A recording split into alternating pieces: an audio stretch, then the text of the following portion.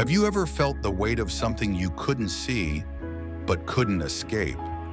The silent heaviness that creeps into your heart when someone has wronged you. When betrayal cuts deeper than words. When trust, once broken, seems impossible to rebuild.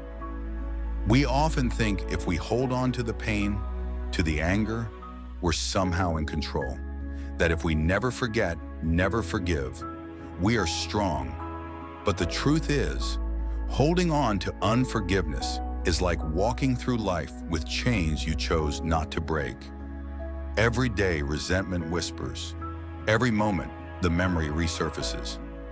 And we carry it in our hearts, in our bodies, in our souls.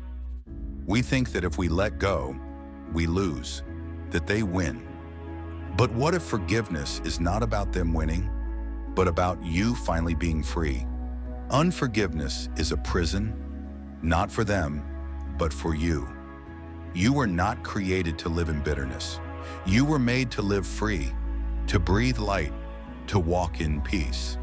So why forgive? Because your soul was never meant to carry such weight. Forgiveness is the key to unlock your chains. And when you choose to forgive, the burden you've carried, sometimes for years, begins to lift. Not all at once, but step by step, breath by breath. Forgiveness doesn't change the past, but it changes you. Pain is personal. When someone hurts you, it's not just about the action. It's about the trust that was broken, the love that was lost, the pieces of your heart that were left behind. Betrayal is a knife, and sometimes it's those closest to us who cut the deepest. Anger rises, not just as a reaction, but as a shield. We think, if I stay angry, I'll stay safe. But anger doesn't heal, it burns. And soon it burns everything. We replay the moment in our minds, over and over, the words said, the silence that followed, the promises broken. It's natural to want justice, to want them to feel what we felt, but holding on to the pain won't heal the wound. It's like keeping the knife in, hoping it will remind them. But all it does is keep you bleeding. What if letting go doesn't mean forgetting? What if it means choosing to stop the bleeding? The pain is real, the hurt is deep. And yet, even here, especially here, forgiveness is possible, not because you're ready, but because you're tired. Tired of the weight, the ache, the endless loop. You may not feel strong enough, but forgiveness is not about strength. It's about release. Before we talk about what forgiveness is, let's talk about what it's not. Forgiveness is not saying what happened was okay. It's not forgetting, pretending it didn't hurt or that it didn't change you. It's not letting people walk over you again and again. Forgiveness doesn't erase consequences. It doesn't mean you trust blindly. It doesn't mean justice isn't important. It means you choose freedom. You see, when you forgive, you're not saying it didn't matter. You're saying it mattered deeply, but I won't let it define me. Forgiveness is not weakness. It's the greatest act of strength. It's choosing to take back your power from the person, from the pain, from the past. You can forgive and still remember. You can forgive and still set boundaries. You can forgive and still protect your heart. What forgiveness does is break the tie between your soul and their offense. You no longer carry the burden of being their judge, their executioner. You lay it down, and in that laying down, you find something unexpected: peace. Forgiveness isn't about letting them go. It's about setting yourself free. Before we talk about what forgiveness is, let's talk about what it's not. Forgiveness is not saying what happened was okay. It's not forgetting, pretending it didn't hurt or that it didn't change you. It's not letting people walk over you again and again. Forgiveness doesn't erase consequences. It doesn't mean you trust blindly. It doesn't mean justice isn't important.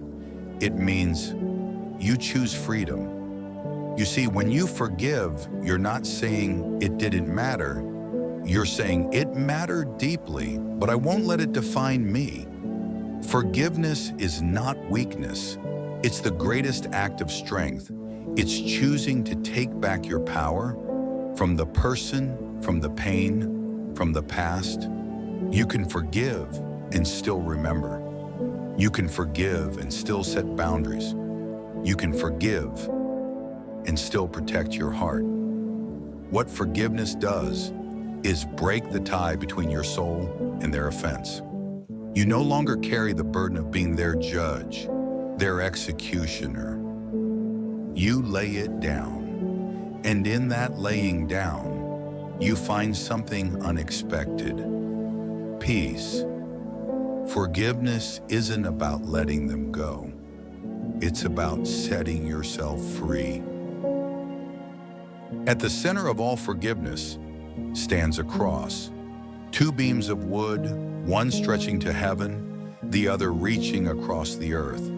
And on that cross hung the greatest act of love the world has ever known. Jesus, betrayed by a friend, denied by those he loved, mocked by the crowds he came to save. And yet, in the midst of agony, he spoke words the world had never heard. Father, forgive them. Not after they apologized, not after they realized, but in the moment of their offense. That is the heart of God. Forgiveness not because we are good, but because he is. You see, we all stand guilty, all carry wounds and have wounded, and yet grace. At the cross, justice and mercy met. Sin was punished, not in us, but in him. He bore the weight of it all, the lies, the anger, the betrayal, so that we could walk free, free to love, free to hope, free to forgive. We forgive because we have been forgiven. We love because he first loved us. The cross is not just a symbol of pain. It's the doorway to freedom, a freedom bought with blood and offered to you. Forgiveness is not just an idea. It's not just words in a book. It's a living story, written across time, written in the lives of those who dared to let go. Joseph was sold by his own brothers, abandoned, imprisoned for years. When he rose to power, he had every right to take revenge. But when he saw them trembling before him, he wept. He said, "You meant it for evil, but God meant it for good." He forgave, and in doing so, he healed not just himself, but his family. Stephen, the first martyr, as stones crashed against him, prayed, "Lord, do not hold this sin against them." And Jesus, on the cross, forgave even before we knew we needed it. But it's not just ancient stories, it's here. Now the mother who lost her child to violence, yet embraced the one who caused it. The man betrayed by his closest friend, yet stood by him when he needed grace. Ordinary people with extraordinary hearts. Forgiveness is not about the size of the hurt. It's about the size of the heart. And when we forgive, we step into that story. A story bigger than pain. A story of freedom. So how do you do it? How do you forgive? When the hurt is still fresh, when the memories still burn, you start by choosing. You start by saying the words, even if your heart isn't ready. I forgive you. Maybe you whisper it. Maybe you scream it. Maybe you say it through tears. But you say it.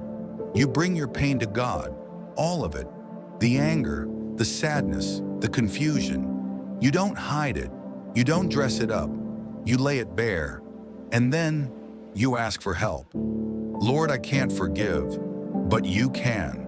Help me.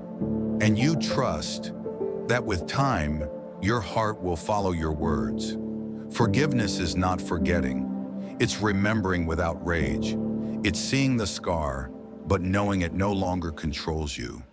You let go again and again. Some days you'll feel peace.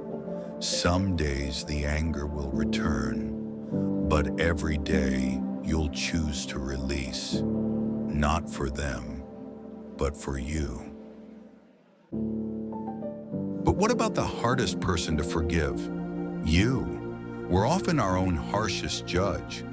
We replay our failures. We regret our words, our choices, our moments of weakness.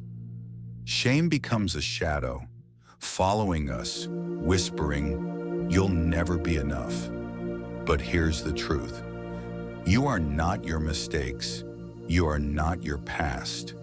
You are more than the things you wish you could undo. God's grace didn't miss you.